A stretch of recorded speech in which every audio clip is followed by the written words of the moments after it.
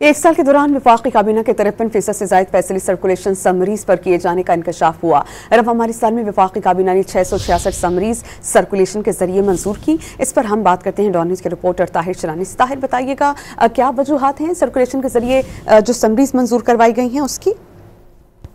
जी देखिए, वफाकी काबीना के रेगुलर इजलासों को बाईपास करके सर्कुलेशन समरियों पर जो फैसले हैं वो गुज़श्ता एक माली साल में वफाकी काबीना के लिए जमा कराई गई समरी में से 53.54% समरियों पर फैसले सर्कुलेशन पर किए जाने का इंकशाफ हुआ है।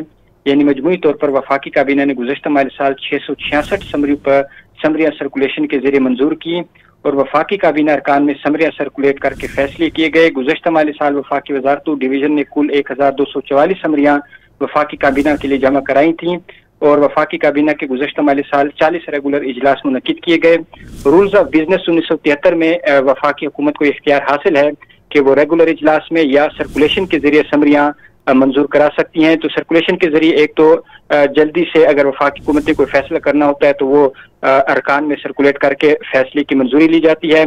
इसके साथ साथ अगर कोई बहस को अवॉइड करना हो वफाकी हुकूमत की जानिब से तो भी सर्कुलेशन के जरिए समरियां मंजूरी के लिए पेश की जाती हैं।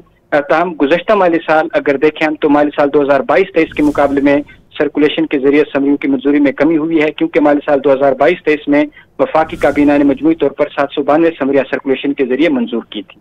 जी बहुत शुक्रिया, आप हमें अपडेट कर रहे थे ताहिर।